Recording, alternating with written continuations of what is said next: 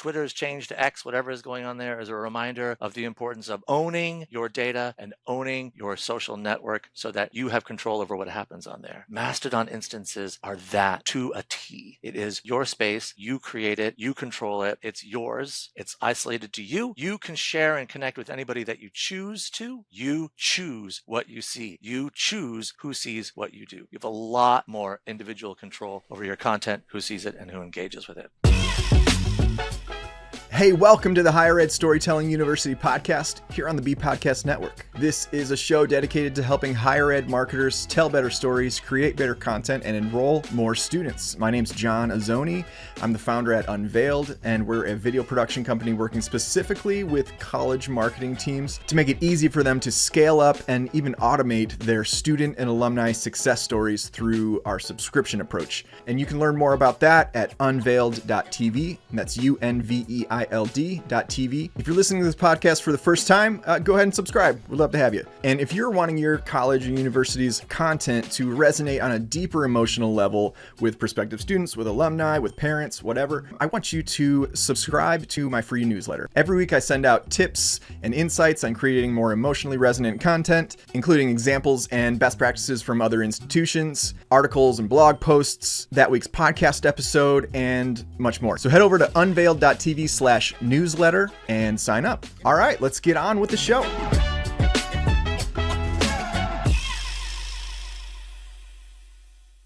My guest today is Andrew Cassel. Andrew is now a seasoned veteran of the podcast, as he is our first guest to have a second appearance. You may know him as the senior social strategist at Middlebury College in the beautiful state of Vermont. And the cool thing about Andrew is he's an early adopter. He's on the fringes of social media and content creation. And even though Mastodon, which is a social network, social media platform in the metaverse, that Web3 stuff, even though that's been around apparently for a few years, I'm recently hearing about it. If it weren't for Andrew, I may still not have heard about it. So that's what we're talking about in this episode. So here to give us a primer on Mastodon and talk about all things surrounding why a Web3 approach to content publishing and community building may be the future is Andrew Cassel. Andrew Cassel, thanks again for being here. You're a frequent flyer on the podcast now. It's my pleasure. And can I just compliment you on the guests that you have been talking to? You talked to Day and oh gosh, I'm blanking on her. Ashley, yes. Just recently. They are fantastic. And so they talked about very, very, very great stuff about email, which is really good, basic things. I think we're going to talk about something that's a lot more experimental. Yes, they talked about the sort of dinosaur of communications, of digital communications, email, and here comes Andrew talking about this revolutionary weird thing. I still am not sure I understand it, and hard as I try, okay. So we're talking about Mastodon. Yes, we're talking about Mastodon. That's right. Okay, so Mastodon. Tell me like what's been your experience like with Mastodon, and tell us what is it. Just give us a broad overview. Sure. Broad overview of Mastodon. It was created by someone who wanted to start a social networking platform that wasn't reliant on an algorithm. It wasn't reliant on advertiser-driven base. It was more of the old idea of you meet people that you're interested in, you form your own connections. It really is outside of anything that we sort of associate with social media.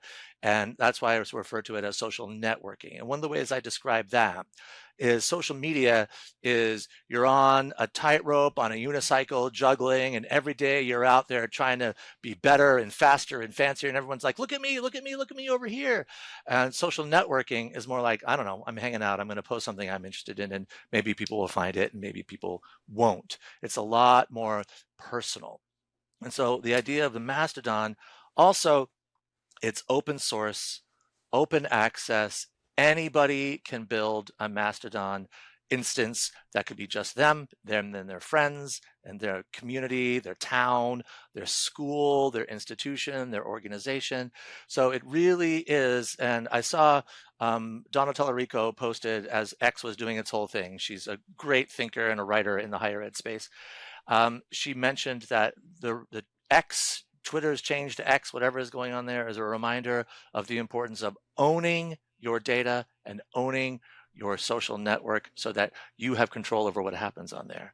Mastodon instances are that to a T. It is your space, you create it, you control it, and it is a bit of a learning curve to figure out how to wrap your mind around it. One of the biggest ways to describe it is like email. You have your very own email, but you can email anybody in the world and you can receive emails from them, but your email is yours. Same with your Mastodon account. It's yours. It's isolated to you. You can share and connect with anybody that you choose to, but people who don't have your email address can't send you emails. If you're on another social media platform, people can send it to you. Just you get those ads, you get all the algorithm shows it to you because it's just figures you might be interested in it. That is not how a Mastodon instance works. You choose what you see. You choose who sees what you do. You have a lot more individual control over your content, who sees it, and who engages with it. So it's been around for a few years. It had, it had a big burst of activity last fall. That's when I first discovered it, because when Elon Musk bought Twitter, I was like, I don't want to be on that platform anymore. I just can see where it's going. One of those things they say, when someone tells you who they are, believe them. And Elon showed us who he was right away, walking into the Twitter building with a sink, like he's some sort of, I don't know. I have no idea what's going on in his mind. He's a billionaire. Billionaires think differently about things. I'll never understand. But what I knew, it was a platform that wasn't going to be friendly to me, the things I believe in, the ways that I approach thinking and wanting to share. And so I heard about Mastodon at that time. And John, when I first logged on to a Mastodon instance, we can talk about how that works in just a little bit, because I think that's an important part of it. But it was a feeling, that same feeling I got when I first discovered Facebook, that, oh my gosh, this is a place of true connection. This is a place of seeing the things that I am interested in, not what the algorithm thinks I may be interested in, but just the stuff that I really, really like. And I just immediately embraced the idea. I spent all of my holiday break like really digging into what Mastodon could be, the potentials of that, and how it could inform my work in higher education. Yeah, I mean, that's a good point. That's one thing that helps me understand is the lack of algorithm, Yes. and that's, I think, because I remember when I even remember when Facebook was around, and then Facebook came out with the news feed, and that was a big people were so mad about that. and then and then it was like because you used to have to like go to somebody's wall, and like Yeah. you'd have to like knock on their door almost and and interact with them. Exactly. Yeah. No, And now it's that feeling is exactly what starting on Mastodon is like. It is, and I can keep whenever I visit it, Mastodon, my instance, when I scroll through there, and it takes me about 10 minutes of scrolling to remind myself I have not seen one advertisement. Not yeah. one. And my brain is so used to seeing them and just incorporating that branding and that marketing that just comes through. Like on TikTok, every fourth TikTok you look at is a promoted TikTok. Every fourth one. It doesn't feel that way because they've constructed the platform so beautifully. But every fourth piece of content. And on Instagram, how many ads do you see? Promoted Oh my posts, God. suggested posts coming in from everywhere. You got to work really hard. Facebook, LinkedIn, even like, and then of course Twitter, X, and all those places advertise. Of course, the platform's got to make money, and that is one of the things about Mastodon is how do they make money? And it comes from really, that's the other part that I like it. It's from this place of I wanted to create this for me. And if you want to take advantage of it, great. I don't mind. Here, you can have a place on my server. I've already got it. You don't take up very much room. I'm not trying to make money off of it. I'm trying to build a community. That could change over time. Obviously, most social networks and social platforms do.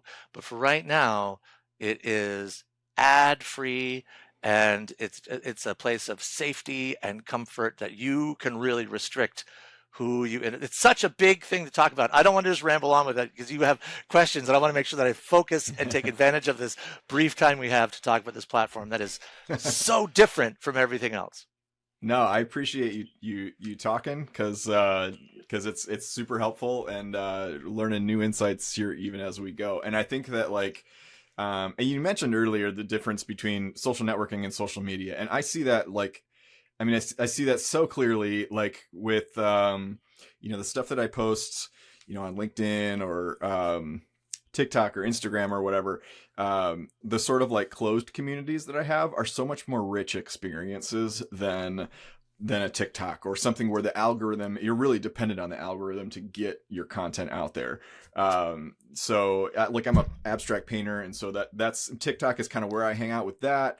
And that's kind of part of the strategy. It's like I want my work to reach new audiences, but then there are like people that know me and like know my family and stuff like that. So when I post on my private Instagram or when I post on Facebook, it's like tons of comments, tons of likes. Immediately I can get immediate feedback on something because I know that people are engaged in that sort of community mindset, and that's what I love. And I wish there was a better way, and maybe this is it, to build that type of community that I experience on Facebook with my friends and family in a setting where you can interact with strangers that you want to interact with. Because even on LinkedIn, you're so a slave to the algorithm. I mean, it's hard. It's hard, and people don't even really engage much on LinkedIn. Even just getting a comment is like, sometimes just getting a comment is like, oh my gosh, I'm surprised. I'm going to say this. I was at a conference recently, and someone who worked at TikTok mentioned the algo. And I had never heard the algorithm referred to like it was a coworker that you have a nickname for. Like, oh, I visited Algo's office. But you're absolutely right. We have become so trusting of the algo and what it brings us and the personalization of these platforms. And it's so easy to not think about consciously that it is written by someone who it wants to benefit that company. The algo wants to keep you on that platform. It wants to keep you engaged, as a vested interest in your time being there, because that's how they make money, is through your attention. So the thing that you said about where can I go to share these things with people who really care about them, that when I get engagement from them, it's true engagement that I want to see, that they're interested in this. And a Mastodon instance is exactly that, because you have crafted the people who see the posts. You've accepted their follow requests, you follow them. And so a Mastodon instance, when you first go and you go to join Mastodon, it says, what instance do you want to be a part of? And that's sometimes like overwhelming for people who are starting out. They're like, no, I didn't want to just choose for me. Like when you first logged into Twitter a few years ago, it was like, okay, follow 5 people, follow 5 more, follow 5 more. And you're already telling those machine learning models who you are and what you want to see. And so by the time you get to your feed being created, there's things in there. They're like, oh, I like this already, because you've already made it. Mastodon instance, join an instance. How do I even pick which one that is? There's ones for books, for art, for dancing, for sculpting, for engineering, for science, all those sort of things out there. You can find a community that's already geared to the things that you're interested in. I joined an instance that was based on Star Trek, big Star Trek fan. And immediately when I joined that instance and I went to the home feed and I went to the local feed of all the people that were there, so much Star Trek. And I was like, oh my gosh, I feel at home here. And so that choice of where to start can be overwhelming, but the thing is, you can always change it. So if you're I had an instance that I really enjoyed for a long time. The creator of the instance was like, I can't do this anymore. It's just growing too big. It's more time. I have family issues. I'm going to have to take the instance down. You have to go somewhere else. And so, okay, great, no problem. I migrated. You can move all of your followers. You can't move your content, but you can move all your followers and the people that you follow over to the new place. So there's always this option, but there is the start. Like, where do I begin? There's plenty of ways to search out there, plenty of search tools for finding the Mastodon instance that's right for you. And here is the big challenge for higher ed. What instance do you join as a higher ed place. For the place that I work, Middlebury College, back in November, I was reading about Mastodon. Someone was posting, it was like on the eve of Elon Musk's takeover, and all the people that I follow on Twitter were like, I'm out of here. This is done. I can't be part of it. And I was like, where? Oh my gosh. And someone mentioned Mastodon. So I was able to go over and get the Middlebury on the Mastodon.social one, like the main one. Mm-hmm. And so, but some instances are closed down. There's a waiting list. You have to apply to get into them. So there's a little bit of a thing to get into these places. But once you're in there as a higher ed place, then what do you do? Like, what content do you share? How do you start building an audience? And this is the next thing that I always like to talk with professionals about, especially who work in the digital communication space and social media space and share all of it. Mastodon feels so empty and so alone because it does not give you impressions or reach metrics. Those I found when I started working in Mastodon for my work, I was like, who's seeing it? With no comments, with no boosts or reposts, who is seeing this content? I have no way of reassuring myself that 10,000 people saw it. Well, somebody saw it because it had 10,000 impressions, or it had a reach of 500. Okay, at least 500 people. With all of those, Right. suddenly, how do you justify having this social platform? And it goes back to one of these things that when I was starting a new job, I was like, oh man, I wish there was just a way to know how many people liked this content that I was sharing. Like, I just wish there was a way to know how many people just liked it. Like, and then I realized there is that. It's our follower count. It's one of the most basic metrics that are out there, and we ignore it all too often because those followers could be bots. They could be people who are, not even having, they could be anything. So we start discounting, like you have 24,000 followers on Instagram. Sure, that's great, but who are those 24,000 people? Are 5,000 of them just, random things that were created in some factory somewhere? But with Mastodon, every follower you get is a person. So that becomes the measurement of success, because that's always the thing. I have a goal. I want to reach 100 followers. So if I can get 5, I can get 10. If I can get 10, I can get 20. If I can get 20, I can get 50. If I can get 50, I can get 100. Every platform that we've ever started out in higher ed started at 0 followers. Right. Facebook, Instagram, LinkedIn. When we launched those things a decade ago, no one was following me. People worked really hard to build those follower accounts. And it is such hard work, but it's so, when I get a new Mastodon follower, I have a dopamine rush unlike anything else that I have felt in years, because I have worked to create a piece of content, to share it strategically with an audience, and then someone's like, I like what you're doing. I want to see more of that. Please continue. Yeah. And so that has become the measurement of success for higher ed, is just building those followers. It's hard. I do not recommend it because it's a lot of work. It takes a lot of time. You've got to give something up if you want to start a Mastodon instance. But what I do believe is that this is the future for social networking as the algorithm becomes more and more overwrought with just a storm and chaos of content that everybody's creating. It's so messy and loud out there that people really, really want somewhere quiet. And that connects me to the thing I wanted to talk about also, which was Threads. Yes, I did want to ask you about that. When you sign up for Threads and you go through and you start that account, you read like, hey, Threads is great. We're going to do all these things. One of the things they mention in there is that Threads will eventually federate with all the things in the Fediverse, which is what they call Mastodon instances. And they call it that because it's decentralized social networking. It's a federated space. I mentioned Star Trek before. For Star Trek fans, one of the big things with Star Trek is the United Federation of Planets. They are the Vulcans, the Andorians, the humans, the Tellarites, all those things are all working together. They all have their own individual planets. They have their own individual cultures. They have their own individual languages, but they all work together for the greater good in the United Federation of Planets. That is what the Fediverse is. Each Mastodon instance is like one of those planets with its own culture and its own people and its own understandings, but they all work together in this federated space. Threads is like the most gargantuan Mastodon instance that has been created yet.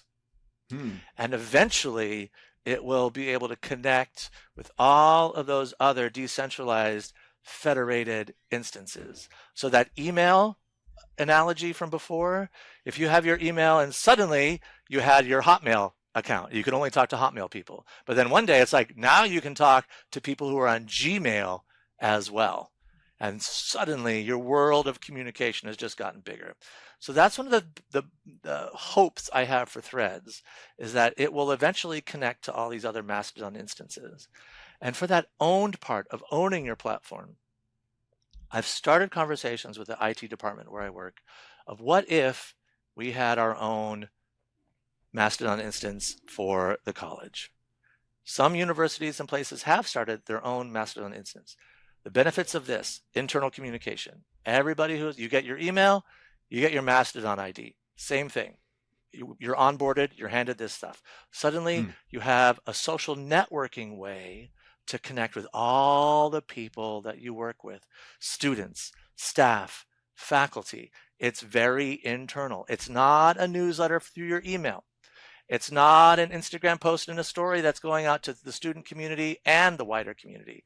You can really use it to bolster and strengthen internal morale, community, communications, crisis communications, celebrations. Really can keep that stuff right with the people that you want to see it inside your institution.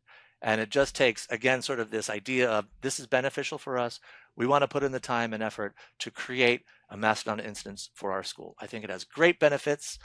The people that I've talked to have seen some of those ideas and can see that benefits, but it's just, there's so many other things going on right now that you go to IT office, you're like, hey, let's start a Mastodon instance. They're going to be like, I have 2,500 tickets from people who just need to turn it off and turn it back on again. I can't worry about trying to create this new thing for you, social media manager. Maybe, put in a ticket and we'll talk about it years from now. So all of these things, John, I want to make sure that I stress, this is stuff that I'm experimenting with. I see value in it for the future. I can see what it might be when we just get tired and worn out of trying to game the algorithm, when machine learning and AI is really, really kicking in and is very mainstream, when generative AI searching is now what's happening on your Google versus keyword SEO. Now, how can we do it for this AI SEO? What's that going to look like? Mastodon instances and all of that can really, really help. About 3 years from now, maybe, is sort of what I'm imagining. But it really is something that takes work, it takes time, it's unusual, it's weird. It's a huge learning curve, but it has such great benefits. Again, I was going on there for 10 minutes. Thank you. You're right. I think it does take a lot of work, and I think the follower count is probably going to be a lot, you're going to have to work a lot harder to get followers. It is a lot of work. It is. And it really takes confidence in the work that you are doing. There is, and you mentioned this yourself, this feeling of I post a piece of content and then nobody liked it. Nobody comments on it. Nobody shares it. And I can see that people saw it, because, 400 people saw it or whatever, but I didn't get anything back from that. Then you start to go down that, maybe it wasn't good. Should I take it down? Should I put something else up there? Should I get a picture of a sunset? Should I put a girl sitting under a tree reading? Because I know people are going to like that. It's one of those things where Brene Brown quote. Yes, yes. Let's do a Barbie meme. So all of these things with Barbie memes are great. No, I'm not denigrating that. I think Barbie is it's such a great cultural moment for people who are embracing parts of themselves that they might have put aside. Anyway, we're not talking about Barbie or Taylor Swift right now, unfortunately, because we could do that anytime. But when you share something out there, you're sharing, it goes back to, why am I sharing this? I'm sharing this because I want to tell this story. I'm not sharing it for you. I'm sharing it for me. And in higher ed, social media, 11, 12, 13, 14 years ago now, it was, oh my gosh, here's a way that we can tell our story in a whole new way. And people engage with it because, oh, this is interesting. I'm hearing from this place that I have a vested interest in. I went there. I'm curious about it. Oh, here's a fun story about something that they're doing. oh, this is great. I like this. I want to know more about it. And so it was this idea of sharing. It came from a place of generosity before it started turning into really super big marketing. Yeah. But once brands started really embracing Facebook for marketing over storytelling or communications, that was exactly what Meta now and Facebook then was counting on, because they knew that brands would want to do it. And now, of course, the only way to cut through all the organic noise is with paid. This idea of Facebook and Instagram being free marketing for you, that ship has sailed so long ago, and we are clinging to that idea so desperately while the platforms move on without us. I remember Adam Mosseri last summer said, we are going to prioritize reels over picture posts. We're just going to do it. So sorry, your pictures won't be seen. Just Right. said it right to us. We are manipulating the algorithm for our own benefit. And if Yeah. we don't think that they are doing that all the time anyway, we are misleading ourselves. That's why places like Mastodon, which are free of algorithms and advertising, is this frontier space, which is fascinating to me. And what can we do with these, and how can we actually use it to tell our story? But then, how do we grow an audience on there? That's the tricky part. Yeah, the way that you say it, being confident in what you're doing on Mastodon and having something of value reminds me of getting people to sign up for your like an email list or something like that. Like offering something that there's an exchange there, which is hard. It's hard to do. It's hard to get. It's hard to grow your email list. It's not like TikTok and people just like I'll post something on TikTok and then I'll check it 5 minutes later. It's got 300 views. And I'm like, oh my gosh, like that's crazy. Even that is crazy, but growing an email list like that, is hard, just as I imagine, growing your following on Mastodon, but it's probably a lot more targeted. Like my email list, I have a newsletter that I send out weekly, and it's very slow growth, but what I like about it is it's every person that signs up, I would say 80% of the people that sign up for it are very quality signups, and my open rates are like 50 and 60%, and like that's what I want. Like I want a community where I'm putting something out there and people are getting value from it and they're looking forward to hearing from me, and that's like a dream scenario for, I think, on social media. It absolutely is. I mean, and that you're totally 100% right. Every follower that you get, every sign up you get, someone who really cares about that. It's not, oh, I'm gonna log on because the algorithm is showing me a pretty picture right now, I'm just gonna follow it. Like it's a conscious choice. And one of the things with Mastodon instances where like hashtags are super important on Mastodon. Instagram, Facebook, LinkedIn, hashtags are fun. You can follow them. Like they have some value on there still, but not like the old days of 5 years ago. When hashtags really were, when I remember first describing hashtags to people, it's like a campfire, like gather around my hashtag and we'll talk about a thing that we like together. Or it's like a filing cabinet. You can open up that hashtag and you can see all the stuff that goes on there. That's why I include hashtags, I would tell people. Now that is absolutely back the case again for Mastodon. You tag higher ed and you can see how many people have been using the tags. And that is a content tip that I will give for people who are curious about using Mastodon. As you're creating your content in Mastodon and you're creating a caption, you're writing the caption, use a hashtag, it'll tell you how many uses of that hashtag have happened within a time frame. Try to pick ones that have more than 10, 15, 20 uses in the time period that it shows, because there's a greater chance of your content being seen and then you getting that increased follower count, which is the goal that I've set for myself. So if you put in a hashtag higher ed, and it has 10 people doing it, okay, that has some value. Hashtag higher education, that has 25 people using it. Okay, that is now within the window of hashtag uses that I want to have in my content. If I do hashtag sunset, and there's 5 people, like, okay, I got to pick a better hashtag than that and just not hashtag that word, because I want to make sure that these hashtags are how people are going to be seeing this content. I'm going to find it, because that's how you search on Mastodon, is by hashtags. I want to see stuff for hashtag social strategy. So you put in social strategy, and then you'll see the people that are posting about that are like, oh, this is good. This is going to follow this person, follow this person.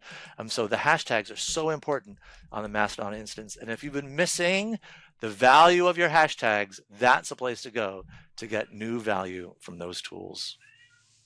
That's good to know. So you're saying it relies primarily on hashtags, whereas like something on Instagram or Facebook or whatever, it's kind of like an added plus. Like you might get some extra reach from adding the hashtags, but Mastodon, it's like it lives and dies by the hashtag. It really, really, really does. And on Instagram, I follow, like if I do theater a bunch, and if I'm in a play, hey Kat, if I'm in a play and I add to follow the hashtag for that play, then I get to see all the people that are posting about that play. But other than that, hashtags are kind of meaningless for me on Instagram now. They just have lost because the platform has developed such strong search, just text-based search for whatever you put in there, which is great for searching about normal things, social listening, social media monitoring. It's really, really, really helpful for brands and higher ed in our work as communicators to be able to just do a quick text search. And Sprout relies on that. Whatever monitoring and media tool you have really relies on that robust search tool. And that's why Mastodon is so tough, really, really tough work, frustration, sadness, all the self-doubt. If you find yourself spiraling down into those dark places of our own psyches, it's either it's like you got to condition yourself to get over it and face those things inside yourself, or just don't do it. It's not worth the mental health anguish of making 5 posts and having no engagement, which is just heartbreaking. But again, it comes back to, why am I telling this story? Who am I telling this story for? Am I telling it to get people to see it, or am I telling it because I believe it should be told? Right. And that is such a weird balance in higher ed, because for social media managers, as we know all too well, social media managers in higher ed are always the people who are like, what are you doing? How is your job worthwhile? What have you done? I could do your job like you're doing it. I post on social media all the time. Why do we even have you? Couldn't we just have our admin do it?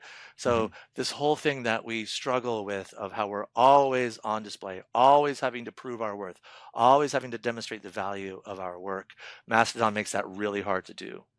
Whereas other social media is like, what's the value? I told this story to 500,000 people last month. And leadership, your team members, anybody can be like, wow, that's a lot of people. Like, yeah, it is a lot of people. That's why you pay me. And so being able to put it out there and demonstrate that audiences have seen it has great value for our work professionally. But for the purpose of why we are doing this, it comes back to, I want to tell a story. And this is a story that I want to tell. Take it or leave it. Here it is. I did it. That's where art comes from as well. As you no doubt understand very, very, very intrinsically. When you see a vision in your mind of something that you want to portray to people, I've got to get it out. Got to get it out of my head. I got to get it out of my heart. Got to put it somewhere on some sort of material. That's the best kind of content. When we see a story of something that's happening with a student or a faculty member on campus, like, oh my God, I've just got to tell people about this. You tell that story and you did the thing. But we're part of our pay is relying so much on that close, like how many people saw it? How many people liked it? How many people engaged with it? How many link clicks did you get? It's like, I didn't do it for that. I did it because it's an amazing story. That's so weird to walk that line of storytelling and marketing. It's so strange. And Mastodon helps really clarify, like, I am doing this to tell the story. I'm not doing this to get a like. Yeah, and that's so hard with anything like storytelling, video, social media. The ROI is probably very gray. You're probably influencing an ecosystem that is then going to produce fruit for you, but it's hard to know exactly where the inputs were having the effect. It is. The thing that you just said made me think of, Vincent van Gogh. Like, he's creating beautiful artworks that are just sitting in his room. No one's seeing them. They're not on display. They're not being shown in galleries. They're certainly not being sold for millions of dollars while he's alive. But after that, it gets appreciated, the content gets seen and understood. Unfortunately, in higher education, I can't be like, oh, my posts, people are going to love them in 10 years. You guys, oh my God, this content is going to Yeah. kill in the 2030s. But like, well, we kind of need a class of students next fall. Maybe you could do some stuff that helps us stave off the enrollment cliff and not Yeah. just be like art for art's sake here on these Right. platforms. So it is being able, that's one of the creator things, like what can I do that feeds that creativity of like, oh, this is a beautiful piece of art, but at the same time, I'm going to get a butt in a seat in the class of Yeah. 2028. Like, how do you, it's weird. It's weird, but it's the life that we live every day as content creators in higher ed. It's like, trust me, guys, when I die, enrollment numbers are just going to skyrocket. You don't need to worry about that, man. It's going to be fantastic. They're going to really understand me then. Like, maybe then we should find someone who we understand now, and you can go up. But it's that. It is that. Like, why are we doing this? Why do we do this art? Because we are artists. We're writers. We're photographers. We're videographers. We're, sculptors of content. And, Michelangelo was great. He was a sculptor of content who got paid big bucks and was able to display in some of the highly valued platforms of his time, cathedrals and things like that. That's social media of the Renaissance. And so we have those things too. And it's just how do we make ourselves fulfilled as creators and at the same time do our jobs to make sure that we are sharing the opportunities for people who are 14, 15, 16, 17, 18 years old that want to be their own creators and be their own artists of diplomacy or science going on into the future. It's such a fascinating job, and I love it so much. Yeah, it's great. Quick break here. I have a question for you. Have you ever had to manage the production of a video before for your school where you were the person that had to coordinate all the scheduling? Like you had like 5 people that needed to be interviewed for this thing and you had to juggle all the schedules and figure out how to line them up for individual slots miraculously on the same day. And on top of that, you had to talk to like your facilities guy and make sure the door to the engineering lab was going to be open at a certain time so the crew could get in there and film some B-roll. You had to coordinate volunteers to be in the footage and blah, blah, blah, and, right? Let me tell you something. Working with an outside video vendor should not look like this. Unfortunately, I've worked with enough video folks to know that the mainstream school of thought is they will coordinate the crew and all the production stuff, the editing, etc., and they will expect you to coordinate all your folks. And I'll be honest, sometimes there's stuff that the video people just can't coordinate for you. Like, I'm probably not going to email your college's president out of the blue to ask them to be in this video and to coordinate their schedule when they've never heard of me or this project. Like, that just makes more sense coming from you, at least to get their initial buy-in. But as much as possible, your job should be to get buy-in from all the right people and then introduce those stakeholders to the video producer to coordinate, which is not you. Unfortunately, we live in a world where it just doesn't work like that most of the time. In fact, I talked to a marketing director at a pretty well-known art school recently who told me he hired this video crew to film a couple program promo videos and they paid a lot of extra money. This was a bit of a splurge, is the impression I got. And they got 2 videos out of the deal. And he said to me, all that money we paid and I still had to coordinate everything. Like, we paid a premium for someone to do these videos and I was doing all the grunt work. So here's the deal. At Unveiled, one of the things we take really seriously is making sure the process is easy on you, especially that pre-production process, which is where a lot of the not fun stuff tends to show up. So whether we're working together through our video storytelling subscriptions, a big commercial, or maybe a smaller one-off video project, know that in addition to delivering a great end product, we also have our eyes on making that a smooth and oftentimes fun journey along the way. And even after it's done, we want to make sure you're set up for success, which is why we give you all the raw footage, all that B-roll and interview footage to repurpose however you want at no extra charge. So if you have video needs right now, don't let the management of those projects stress you out. We are your partners in taking as much work off your plate as possible. So if that's you, I want you to head over to unveiled.tv. That's unveiled.tv and book a call with me. And let's talk about how we can best support you. All right, back to the show.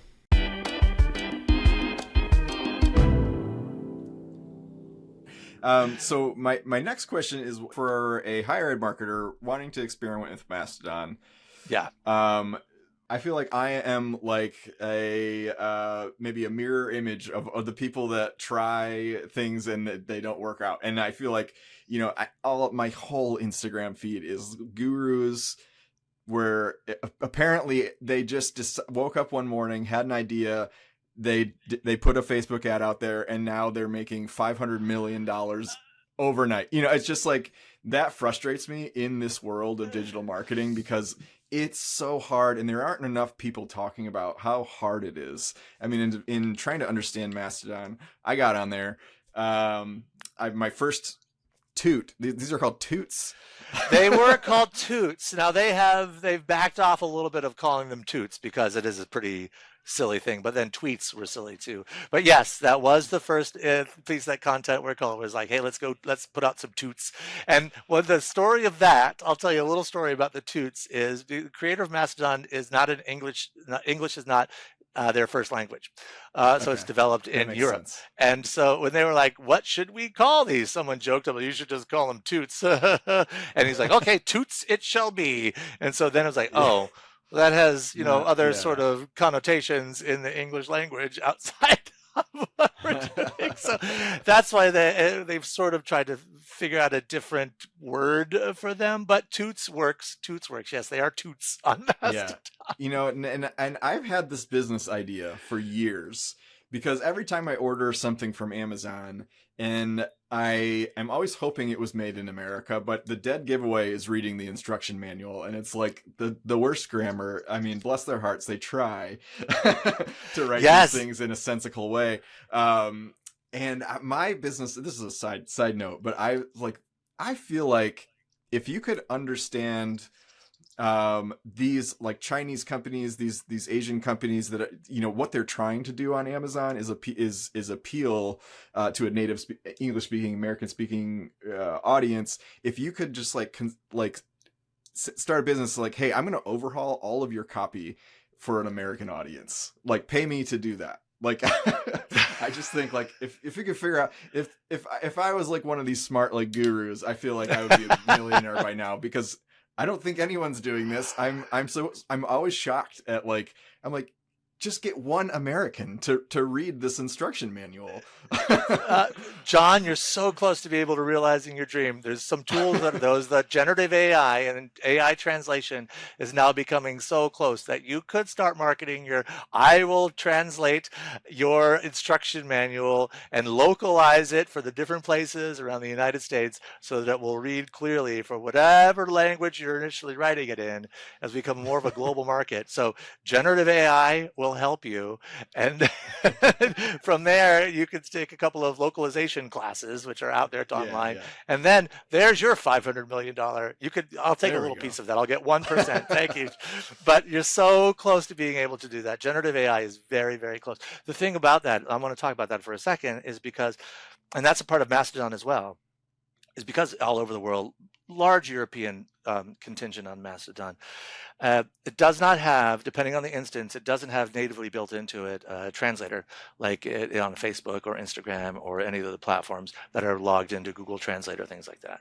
So that's another element of like the authenticity and the truth of what's going on there. Is if you want, like saying you're doing a language learning and you want to learn more, you want to really sort of immerse yourself in Spanish or French or whatever language you may be learning, you could find a Mastodon instance that's in that language. And then you could live really in that word, really immerse yourself in there as part of your learning. So it's this idea that we've become so, the movie WALL-E?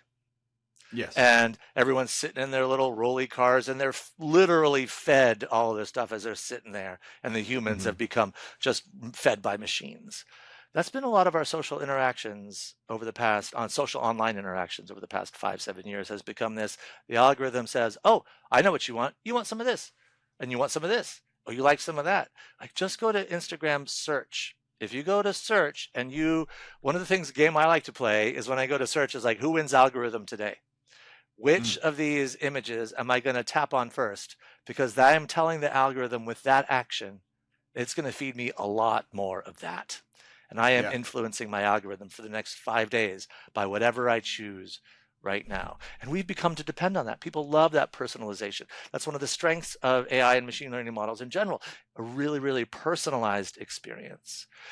Mastodon instance, you can create a personalized experience, but you have to do it.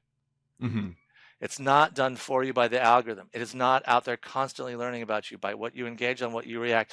You are doing it. And that's one of the things you mentioned. You went on there, you made a couple of toots. Other people have done that. And it's like, oh man, I just don't, what do I say on here? Who am I on here? How am I finding people on here? How does this even work? I don't know. I got so much other stuff to do. I'm not going to invest any time in this. Maybe I'll come back to it at some point when it's important to me. And that's what social media should always enrich your time online, not be a burden. Even if it's something that you do for your work, should not be something like, oh my God, I have to log into Facebook now. Ugh. Yeah. If you're feeling that, don't log into Facebook. Don't do it. Yeah. Your audience is out there being like, oh my God, what is this school going to post on Facebook next? I can't wait to see. Like, I just don't, that does not feel like a sustainable strategy to me for working with your audiences. It should come from a place of authenticity and truth and wanting to tell the story because it's a good story. And Mastodon is so dependent on, I like this content because I saw it, because I looked for it. I wanted it. And this creator, I will now include in what I follow. There's 3 rings of Mastodon engagement. There's your home feed, the people that you follow. That's your house, people you invited inside your house, your little party. Then there's a local feed. It's like your neighborhood, the instance that you've joined, all the people that are in there, all the stuff that they're doing, that's your local feed. If you join an instance of all people who love to play World of Warcraft, then inside your local feed is all these people talking about their WoW adventures, maybe they went on a raid, whatever it may be. Whatever you're interested in, that local feed is your neighborhood of people of like-minded friends. Then there's the federated feed that goes outside of that, which it shows you what the people of your local feed have been engaging with. It's as close to an algorithm that there is, but it's not. So someone in your local feed likes this piece of content, and the federated feed is, oh, they like this. Maybe you'll like it too. And so there's that 3 rings. The home, people you've invited to your house for a party. The local, the neighborhood that you're in. And then the federated, what your neighbors are seeing and doing. And that is how you can start to get sort of an organic sense of what's going on out there in Mastodon and how you can grow the people that you follow. And then there's such a strong follow for follow culture on Mastodon that you will follow someone and then they'll follow you back, because we all want our audiences to grow. We all want people to see the stories that we're telling. And that's how an audience grows on Mastodon. Searching out content, liking in it, engaging with it. So you tell me that I think the last time we chatted, you told me that Middlebury has a presence, like it has an instance on Mastodon. Is that true? We are part of the Mastodon.social one. We haven't created our own instance yet. That is like something that is being talked about, but haven't, gone to the place where it's seeing the light of day. But we do have a spot on Mastodon.social. Okay. So what have you seen? What's been the benefit that you've seen at Middlebury from being on there? Maybe just benefit to enriching your personal professional life, or are students finding Middlebury, finding out about the school through this, or what? So I would say prospective students finding out about the school, no, that is not happening on Mastodon. Mastodon, the people who are following on Mastodon want to know sort of what's happening, the news. It really goes to the communications part of the marketing communications versus the marketing part. So it really is purely a platform where I post things, repurpose content, I put it out there, I grow an audience. It's, again, highly experimental because I just want to see, what can I do? How can I use it? And it's another place that I can say, we get so much content sent to us in communications and marketing from everyone. Can you post this? Can you post this? Can you post this? It's not a good fit for here. It doesn't fit in with this content calendar. It's not quite a part of the tactic for this strategy. But you know what? I have a place that everything can go. On Mastodon, I can share everything there. New paper from a faculty member. I just was first author on this paper. Great. I'm happy to share that over here. And sometimes, they don't care where you've shared it. What they want to hear is that it got shared. Right. They're never saying like, what was our metrics on that? How many people read it? Like, some people read it, but I posted it out there. The medium is the message, as Marshall McLuhan said back in the 60s and the 70s. So the medium of Mastodon is, we are in this place. We are in a new ad-free, algorithm-free space. We recognize the value of being here, and we are investing time and energy by putting content in here to be a part of this conversation. That is what the value has for Middlebury, is we are part of developing this environment without trying to say, we want something from you. We're here because we have great stories to tell, and we want you to hear them.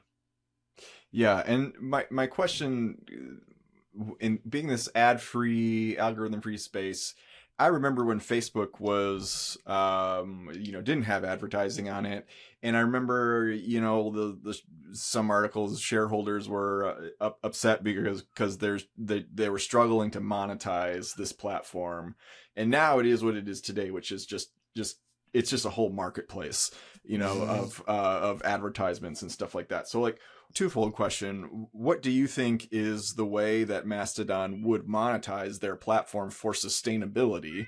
I mean, obviously, if anyone's employed by Mastodon, the money doesn't just grow on the Fediverse or No, it does not. It does not. Unlike Starfleet, where money doesn't matter because we have replicators that could just do whatever.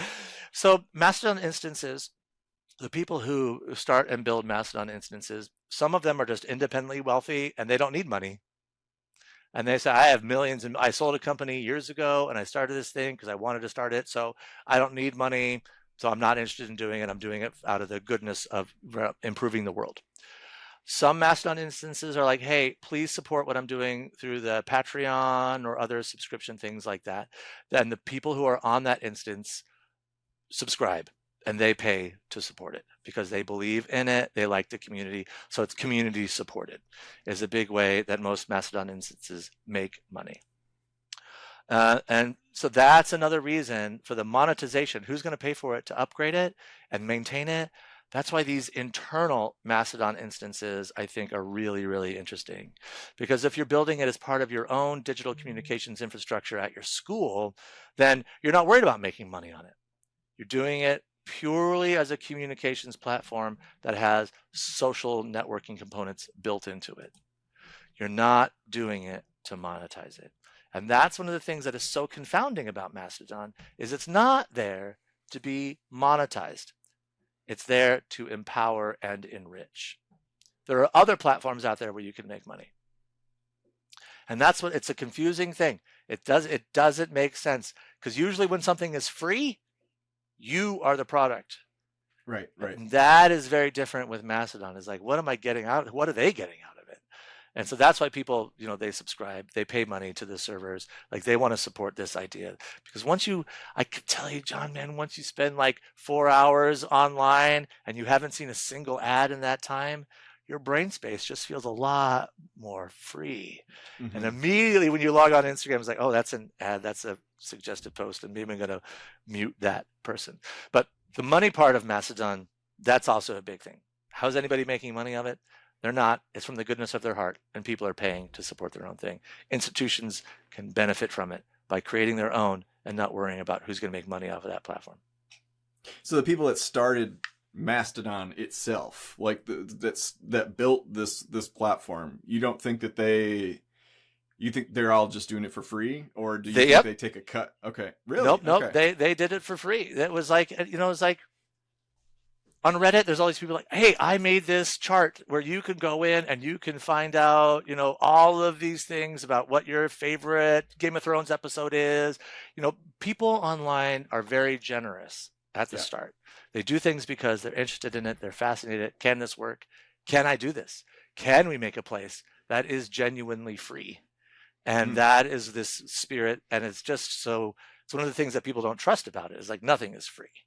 Nothing is free. But no, it's not free, because the stuff that you put in there is your time, which is the most valuable resource that you have. And the return on investment for your time on Mastodon is content that you really care about. Yeah, I like that. No, that's good. Nice to know that people are out there, just doing things out of the goodness of their heart. They do. I mean, I live in New England. And so in New England, when you're driving around, and this is probably the case in many other places in the world, you're driving down the street and you see sitting out on the street corner, a dining room table and 4 dining room chairs and says free. Yeah. They put a lot of money into buying those dining room tables and those dining room chairs however many years ago, but now they've got new set and they just want someone to get it. Please, someone take this. Hopefully it can make your life better. And that feeling of humanity, of honest giving, of I made this and I think it's useful, I hope you will find it useful as well, is what drives Mastodon instances. And it's one of those things that haters and trolls and the internet love to crush. Anything that comes from a spirit of good, someone is out there ready to take that down in a minute, because that's why you can't have nice things. And this idea of the Fediverse appeals to me because, before we started talking, you mentioned BeReal. It's a whole other social network. Yes. And so, but, now there's Threads and there's TikTok and everything.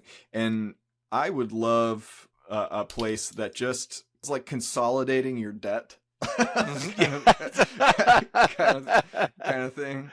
Like, I would love to just consolidate all the logins and all of the different ways that you have to interact with different social platforms. And maybe that's not how the Fediverse works. But... No, I think that you're touching on something, I believe, which is where Threads is headed, which is you get your Instagram login so you can see the Instagram experience, which is becoming more and more prevalent versus a Facebook experience. And then you can go over to Threads. So you have one login, Instagram, which also gets you over to the Threads. And Threads, it's what's connected to the Fediverse. So I believe this idea of one place to log in, to have all of my online social interactions, does have a glimmer of possibility through the Fediverse, through Threads, through Meta's Instagram. And as much as I have a bad taste in my mouth about what Meta is and does and has done and the things that are going on with that company, I think they're on the right track with having Threads be able to federate out there into the bigger world. It's closer to that one thing. Yeah, no, that's good. Sorry, my little alarm went off there. Yeah, we need those reminders. Yeah, I'm like notorious for like I have an alarm that reminds me to set alarms for the day. Very important. I think just as a creative person, I'll get so sucked into something and then just forget to show up. Yes, hyper focus and time blindness is a thing. Don't let them tell you. Really. Yeah. You mentioned BeReal, and I wanted to talk about BeReal really quickly, if that's okay. If we could take these experimental things, because BeReal I just love. Is one of my new favorite social networking things. I just love BeReal. When I first heard about it, I was like, okay, I'm going to try this out, and I just really, really love it. It's again, the people that you care about. You see the thing once. If you don't know what BeReal is, you take one picture, front and back facing camera on your device at one time during the day. It gives you a notification, could come anytime during the day, and you share it in the time zone that you've agreed on. And so I just love it because it is, again, back to that thing of I can't upload something into here. The culture is to post something right now, whatever it is that you're seeing. It's not curated really carefully. It's like a little bit of curation that goes on there, but it is so authentic. And I just love the vibe of BeReal. And then my first thought was, how can I use this for work? As it is with any social networking, social platform that I go on. I was like, oh, it's going to be great. We can do student takeovers in BeReal. You could have a student, they get the BeReal kit. But one of the things that I came up against was, you can only have one login and BeReal at a time. You can't toggle back and forth like on Instagram. And so asking a student to log into your BeReal and then log out of your BeReal and then log into the other BeReal, that's too much to ask a student to do. And so then it's like, okay, do I just do it for work? But that's lame. My BeReals would all be me sitting in front of my computer working. Yeah. That's not what BeReal is about for a brand. How do you do it for a brand? Yeah, there's ways to do it. You got to have a student crew. If you give them a dedicated device, they might be able to do BeReals. And I have seen some higher education places that are doing BeReals out there. The one thing that I think it has in common specifically with Mastodon is it is social networking and not social media. There is a Yeah. discover algorithm in BeReal. It's okay, but it's mainly just like a big dump of things. Your friends feed is what makes BeReal really great. And so it is another step towards the move away from social media for higher ed and for users in general into this social networking space that has a much weaker or non-existent algorithm based on the content that you create, the list of followers you curate, and what you put the effort into, just like social media used to be. I like that. I did brush up a little bit on BeReal while I was on vacation a month or so ago, and I was like, that's kind of cool. Like, just to. But I agree. The same thing is like, if it's like, hey John, like, what are you doing right now? Same thing I was doing 3 hours ago, just Right. sitting at my computer. The life of a video producer is actually not very sexy. It's That's one of the greatest things about BeReal is it's so boring and mundane. When that BeReal notification comes in, like at 1 o'clock in the afternoon, and you post your BeReal, you are guaranteed to scroll through your friends. Everybody is doing that same thing. I'm sitting and working. Here's my keyboard and here's my monitor. And it is such a feeling of community. Like, oh, we're all in this together. We're doing this all at the same time. Look at us working. And it's a lovely, lovely, lovely feeling. I'm a big fan of the social network BeReal. Yeah, and I see the plus side of that. I see how that could be really cool. For now, I'd be curious to see, does that sustain itself over the long haul? Because if you look at just even the way that reality TV has evolved, and as a video producer, I have a full, deep understanding of how fake every scene is. I shot one reality episode for some UK based content creation company. It was, the story was about husband and wife. The wife kept cheating on her husband, and so they became swingers together. Like you do. Like you do. Yeah. So I went to their house. They live an hour from me. Apparently, these types of people are right in our backyard. Yeah. No judgment. That's great. Yeah, totally. They're very nice people. But anyways, just the whole process of shooting that, like every shot was staged, was pre-planned. And when you think about it, like reality itself is super boring, like to sit, because like the difference between 2008, 2009, there was like this boom of these survival shows. And I remember there was one that was like, I think it was whatever, with Bear Grylls, like the one that was a little more produced. But then there was another one, I can't remember what it's called, where it's like, a guy that just had his own video camera and he would just film like real stuff. And that one was so boring to watch. Everyone you want to watch Bear Grylls because he's moving, he's doing stuff. He's like, he's reaching his hand somewhere and pull out a fish, and right. You're seeing things happen. But like, even that's not the reality of surviving in the wilderness. Like, it's not. And that's exactly, with all the content that we share across social media, it's not. That's why that authenticity is such a big word, because you want to make it feel real. Like, if you walk into a building on campus, you're going to see these students doing this exact same thing. Probably not. They're probably going to be sitting down quietly, earbuds in, heads down in their computer doing their work. They're not going to be smiling and laughing like you see in the view book. But you've got to come up with some sort of theatrical, crafted way to tell this story to make it appealing when you see it online. Otherwise, it is just very boring. And who wants to go to, you could say in your, we have classes, we have buildings, you will learn, pay us $10,000. That's not a view book that's going to be effective, but that's the message that we coat in all of this creation and crafting and editing and storytelling. And it's one of the things that, as a social media strategist and social content creator, we've learned how to go to blend that, what is real versus what feels great to watch. Just what you were talking about. Yeah, that's great. Awesome. Well, this has been great. Thanks for coming on again. If people haven't listened to the first episode that Andrew was on, we talked about, what did we talk about? I think just Middlebury in general. Yeah. And just stuff in general, storytelling, so being on the using cutting edge social of media, Yeah, and since then I've been following you, and I feel like maybe we'll make you just like our unofficial like cutting edge social media correspondent. So I would love that, because I have lots of feelings about generative AI for images, videos, and words, and how we could use that in our storytelling. So if you want to talk again about generative AI, I would love to do that. Okay, I'm always wet. I mean, geez, Google today was like, all right, you're out of the waiting period or whatever for this generative search or whatever like that, and I clicked on it. I'm like, I have no idea what it is. Another thing I got to figure out. So maybe we'll it's a huge thing. It is really, really big, and it's so important. And I guess I'll end by pitching that we should really talk about generative search and what that can mean for prospective students and for SEO, because generative AI search is here. It's here to stay. It's only going to get stronger. And what that means for us, and what it means for how we create web pages, how we create social content, how we create videos, because generative AI searching, those machine learning models look at everything.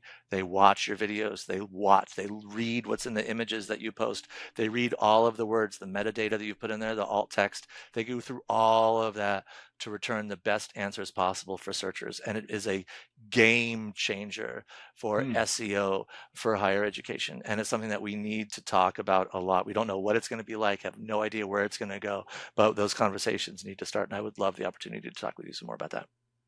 Absolutely. I'm always up for just other people sending me ideas of things to talk about. It's one less thing my brain has to do. There you go. Okay. So yeah, people keep an eye out for that. Generative search topic. Yeah, generative search, SEO, and all that means. Yes, we'll talk more about that. Okay, great. Always great to see you. Thank you so much, John. Thank you so much. Absolutely. All right. See ya. Bye. Thanks for listening. 3 things I want to give you before you go. Number 1, reminder to sign up for my free weekly newsletter, all about creating content that resonates emotionally with your audience. And you can do that at unveiled.tv/newsletter. Unveiled is spelled UNVEILD. Number 2, if you've enjoyed this episode, share it with someone. Share it with your team, your boss, your dog, whatever. And if you're not already subscribed, I'd love for you to do that. Number 3, reach out to me. If you have comments, questions, you want to talk about a video project, whatever, my email is john@unveiled.tv. John is spelled JOHN. Or follow me on LinkedIn. If you're searching for me, my last name is spelled AZONI. That's all for today, and I look forward to catching you on the next episode of the Higher Ed Storytelling University podcast. Thanks.